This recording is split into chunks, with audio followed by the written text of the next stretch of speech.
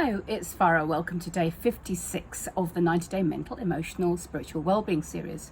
I'm going to talk about our language that we use and how understanding that words have power.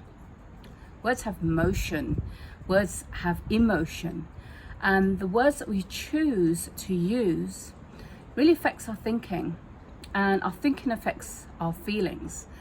And how we feel affects what we do and how we behave and the actions that we take. So it all stems if we're not doing anything, for example, and that's because we're not feeling great. And we're not feeling great because of the thoughts we're having. And the thoughts are coming from the words that we're telling ourselves in our head, right? I'm not good enough. It's not worth it. What's the point? Okay, I'm bored, there's nothing to do, I can't do this won't happen, what if I did this? So having those kinds of thoughts swimming around in our head is going to create a feeling inside of us. It's definitely going to affect our body, our physiology, the way we're breathing, the way smiling or feeling sad or down, shoulders hunched, posture, the whole shebang is going to be affected.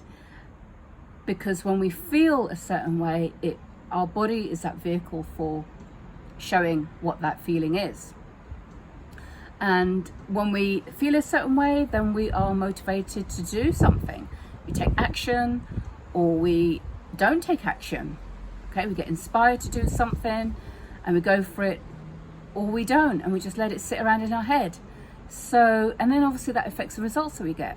So either nothing happens and nothing changes and it's just another day the same, or we've actually done something that we can be proud of and we've stepped over a line, we've extended our comfort zone, we've done something that we can say, oh, you know what, even though I didn't feel like it, I did it anyway.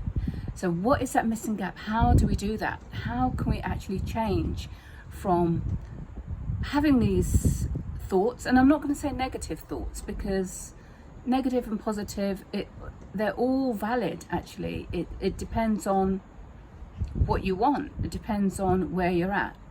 So whatever thoughts you've got, if it's affecting your results, if it's affecting your outcomes, then we have to track it back and see, okay, where is that coming from? So with regards to our words that we use, we can always change how we think about things. It's called reframing.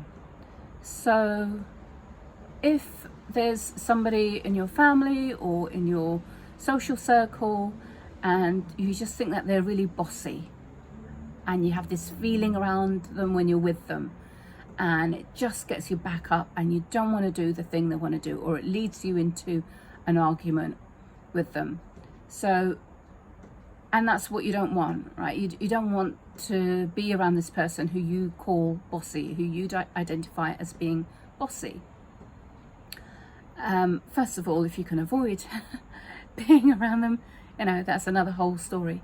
So how can we reframe this? Well, or maybe you've been told that you're bossy and you don't like that. Maybe someone just keeps telling you that you're a certain way and you don't like it.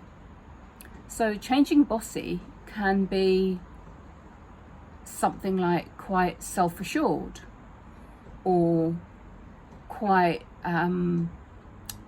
self-directed or quite assertive.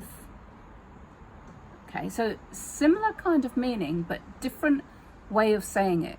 So if somebody calls you bossy, for example, you could reframe that as, no, I'm assertive.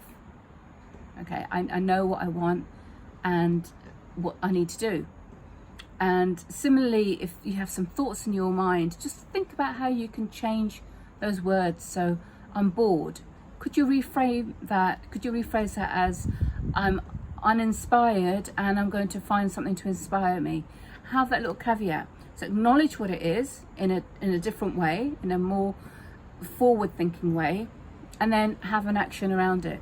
So something like, oh, I'm knackered. I'm absolutely knackered. Right, so you could reframe that as, my body needs a rest, I'm going to give it some rest, and then when I'm refreshed, I'll do the thing. So can you see how one style of language can just keep you very stuck on where you are? And just acknowledging that, but in a more forward thinking, productive manner, and then adding on an action can move you forward. I'll see you in the next video.